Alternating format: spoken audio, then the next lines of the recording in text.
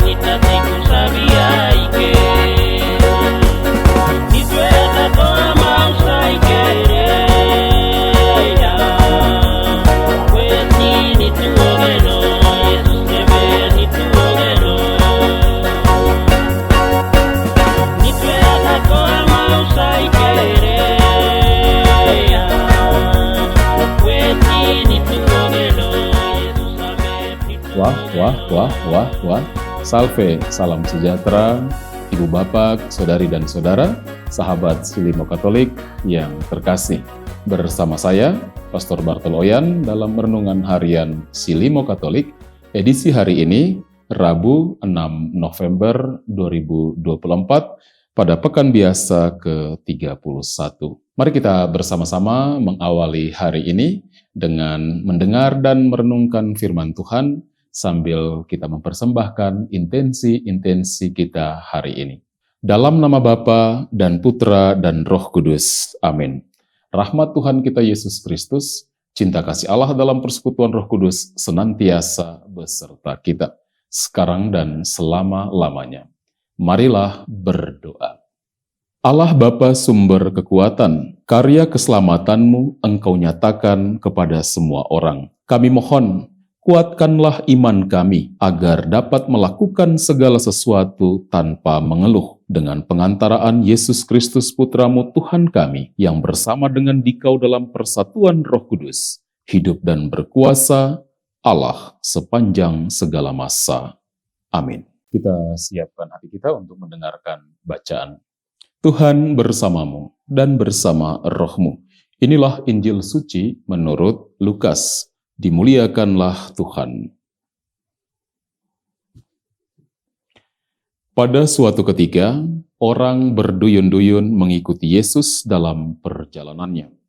Sambil berpaling, Yesus berkata kepada mereka, "Jika seorang datang kepadaku dan ia tidak membenci bapaknya, ibunya, istrinya, anak-anaknya, saudara-saudarinya, bahkan nyawanya sendiri, ia tidak dapat menjadi muridku. Barang siapa tidak memanggul salibnya dan mengikuti aku, ia tidak dapat menjadi muridku. Sebab siapakah di antaramu yang mau membangun sebuah menara, tidak duduk membuat anggaran belanja dahulu? Apakah uangnya cukup untuk menyelesaikan pekerjaan itu? Jangan-jangan sesudah meletakkan dasar, ia tidak dapat menyelesaikannya. Lalu semua orang yang melihat itu akan mengejek dengan berkata, orang itu mulai membangun, tetapi tidak dapat menyelesaikannya. Atau raja manakah yang hendak berperang melawan raja lain, tidak duduk mempertimbangkan dulu, apakah dengan 10.000 orang ia dapat melawan musuh yang datang menyerang dengan 20.000 orang? Jika tidak dapat, ia akan mengirim utusan selama musuh masih jauh untuk menanyakan syarat-syarat perdamaian. Demikianlah setiap orang di antaramu yang tidak melepaskan diri dari segala miliknya tidak dapat menjadi muridku." Demikianlah sabda Tuhan. Terpujilah Kristus. Ya, saudara dan saudari, sahabat Silimo Katolik yang terkasih, tema sentral dalam bacaan yang baru saja kita dengarkan bersama ialah kesetiaan utuh kepada Yesus. Nah, saudara dan saudari yang terkasih, dalam bacaan Injil yang kita dengarkan bersama, kita mendengar bagaimana Yesus mengajar murid-muridnya, bagaimana mereka mengambil sikap sebagai seorang murid. Yesus mendorong mereka agar mereka berani untuk menyerahkan hidup mereka sepenuhnya kepada Yesus. Bahkan dikatakan, barang siapa yang datang kepadanya dan dia tidak membenci bapaknya, ibunya, istrinya, saudara-saudarinya, bahkan nyawanya sendiri, tidak dapat menjadi murid Kristus. Saudara dan saudari, kata-kata Yesus ini mengandung pengertian bahwa ketika kita mau menjadi murid Yesus yang sejati, seluruh cinta kita nyatakan, kita arahkan hanya kepada Yesus di atas segala-galanya, keluarga, bahkan diri kita sendiri.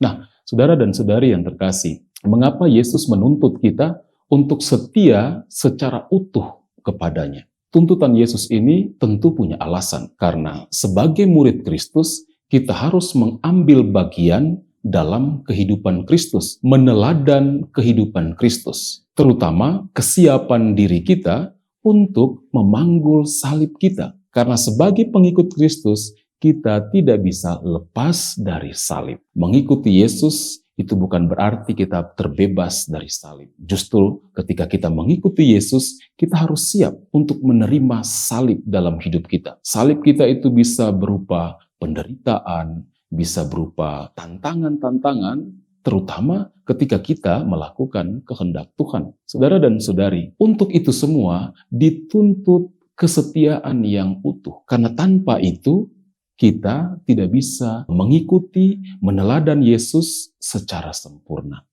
Nah, saudara dan saudari yang terkasih, ketika Yesus mengajarkan tentang bagaimana menjadi muridnya yang sejati, Ia mengingatkan murid-muridnya juga untuk merenungkan kembali keputusan mereka untuk mengikuti Yesus. Sama seperti seorang tukang yang hendak membangun menara. Dia harus memperhitungkan baik-baik dulu, apakah uangnya cukup untuk menyelesaikan pekerjaan itu.